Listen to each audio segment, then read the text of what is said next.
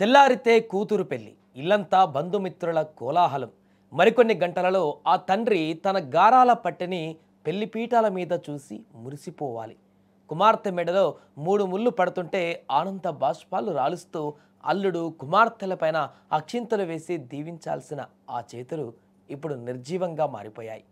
మంగళ వాయిద్యాలు మోగవలసిన ఇంట చావు డప్పులు మోగాయి.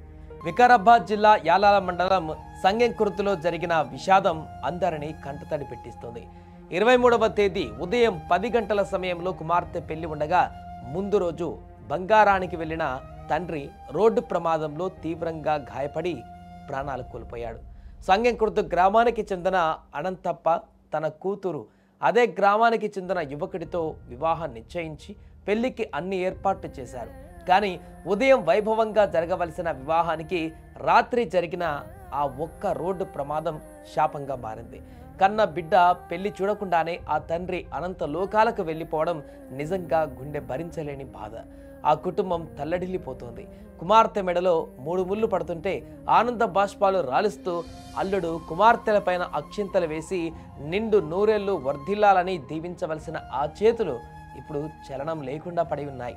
మంగళ వాయిద్యాలు సన్నాయి మేళాలు మోగవలసిన ఆ పెళ్లింట ఇప్పుడు గుండెలు అవిసేలా రోదనలు వినిపిస్తున్నాయి. పెళ్లి పనుల కోసము తాండ్రు వెళ్ళి బంగారు మళ్ళా బడ బాసనలు సంబంధించిన వస్తువులు అన్నీ తీసుకురావడానికి తాండ్రు వెళ్ళి వస్తుండగా మార్గ మధ్యంలో సంగెంకుర్తి గ్రామం కంటే ముందు బైకు అదుపు తప్పి పడిపోయాడు. పడిపోగానే చేరంగానే సీరియస్ ఉంది, హైదరాబాద్ తీసుకుపోవాలి గాంధీకి అంటే గాంధీ తీసుకుపోయిన గాంధీలో రాత్రి 2 గంటలకు మరణించిందని చెప్పడం జరిగింది.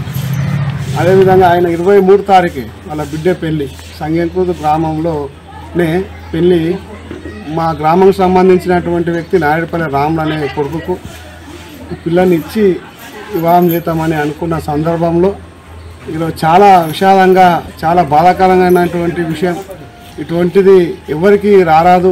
కష్టపడి చిన్నప్పటి కష్టపడి వ్యవసాయము చేసుకుంటూ కౌలు కూడా చేసుకుంటూ వాళ్ళని జీవనము సాగించేవాడు.